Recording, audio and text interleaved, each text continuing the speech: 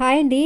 నేను యూట్యూబ్ ఛానల్లో చూసిన మాస్టర్ స్టైల్ కటింగ్, అంటే ఒక మాస్టర్ కట్ చేస్తుంటే చూసిన మాస్టర్ స్టైల్ కటింగ్ ఇంకొకసారి చెప్పండి అక్క స్పెషల్గానే ఒక సిస్టర్ అడిగారు. సో దానికోసం అయితే వీడియో పోస్ట్ చేస్తున్నానండి.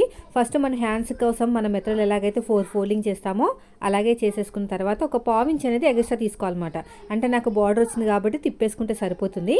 సో ఇలా తీసుకున్న తర్వాత మనం తీసుకున్న హైట్, హ్యాండ్ హైట్ ఎంత ఉందో ఒకసారి అయితే మార్కింగ్ వేయండి.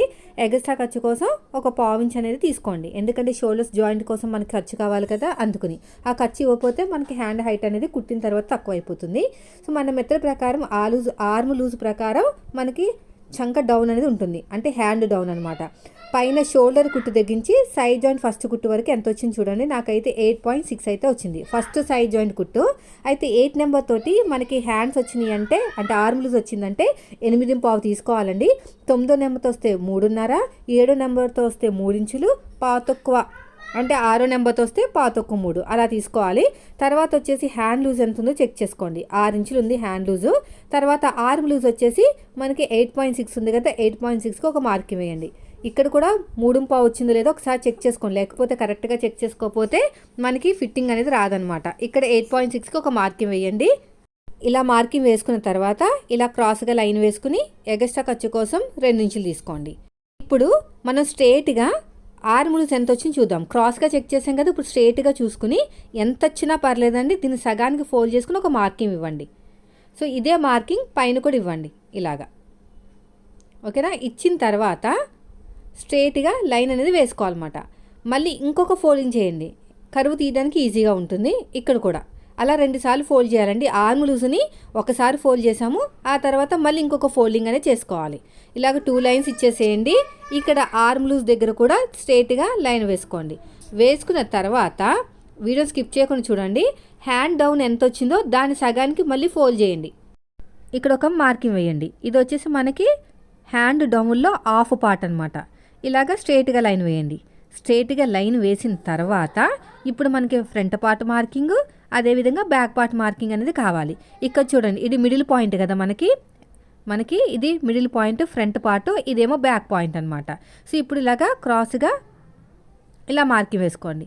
వేసుకున్న తర్వాత ఓన్లీ బాగా చిన్న సైజు బ్లౌజ్కి అయితే 1.5, మిగతా అన్నిట్లు కూడా 2 ఇంచులు తీసుకోవాలి. అంటే మనకి 30 సైజు బ్లౌజ్ ఉంటాయి కదా, 30 సైజు లోపల వాళ్ళందరికీ కూడా 1.5, మిగతా వాళ్ళందరికీ 2 ఇంచులు తీసుకుంటే సరిపోతుంది. ఇప్పుడు కర్వ్ స్కేల్ తీసేసుకోండి. తీసుకున్న తర్వాత ముందు ఫ్రంట్ పార్ట్ కోసం ఇలా మార్కింగ్ వేయండి. ఇలాగా చూసారు కదా, ఇలా మార్కింగ్ వేయండి. ఆ తర్వాత మళ్ళీ ఇలా తిప్పేసుకుని మళ్ళీ ఇంకొక మార్కింగ్ అనేది ఇలా వేసుకోండి. ఇక్కడ 1 ఇంచు ముందు నుంచే కర్వ్ అనేది తీసేసుకోవాలి. ఇలా 1 ఇంచు ముందు నుంచే, అంటే 1 ఇంచుకి మార్కింగ్ వేసుకుని కర్వ్ అనేది తీసేసుకుంటే పర్ఫెక్ట్గా వచ్చేస్తుంది అన్నమాట. ఇలాగా చూడండి ఎంత బాగా వచ్చిందో, ఇలా వస్తుంది చూసారా షేప్ అనేది ఎంత పర్ఫెక్ట్గా వచ్చిందో. ఇది అయిపోయిన తర్వాత ఇలా షేప్ రావాలన్నమాట, ఎస్ షేప్ అనేది రావాలి. ఇది అయిపోయిన తర్వాత మనకి మళ్ళీ బ్యాక్ పార్ట్కి మార్కింగ్ వేసుకున్నాం కదా, ఈ 2వ లైన్ దగ్గర, అంటే మిడిల్ లైన్ దగ్గర, అక్కడ నుంచి మళ్ళీ షోల్డర్ దగ్గర నుంచి ఇలా మార్కింగ్ వేయండి. వేసిన తర్వాత మళ్ళీ ఇలా తిప్పేసుకుని ఇంకొక మార్కింగ్ వేయండి.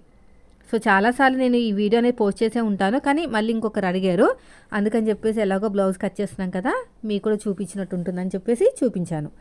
చూడండి ఇలా రావాలండి షేప్ అనేది, ఇలాగా మొత్తం కూడా నీట్గా రావాలన్నమాట. చూసారు కదా, అలా షేప్ రావాలి, ఓకేనా. సో ఇప్పుడు ఎలాగైతే మార్కింగ్ వేసుకున్నామో సేమ్ అదే విధంగా కటింగ్ అనేది చేసేసుకుందాం. ఇక్కడ కూడా అంతే. తర్వాత మిడిల్లో టక్ ఇచ్చేసేయండి. 2 లేయర్స్ని సపరేట్గా తీసుకుని ఇంకో షేప్ అలా రావాలండి. ఈ 2 లేయర్స్ని సపరేట్ తీసేసుకుని ఈ లోత్ అనేది తీసేసుకోవాలన్నమాట. ఇలా షేప్ వచ్చిందంటే ఐబ్రో షేప్ అనేది పర్ఫెక్ట్గా వస్తుందండి, చాలా బాగా కుదురుతుంది బ్లౌజ్ అనేది. చూడండి ఎంత బాగా వచ్చేస్తుందో. ఇక్కడ మళ్ళీ ఇక్కడ కూడా అడుగు భాగంలో మార్కింగ్ వేసుకుంటే ఇది ఫ్రంట్ పార్ట్ అని తెలియడానికి ఈజీగా ఉంటుంది. ఇదండి ఈరోజు వీడియో. కర్వ్ స్కేల్ తోటి పర్ఫెక్ట్ హ్యాండ్ కటింగ్ చూసారు కదా, నచ్చితే లైక్ చేయండి.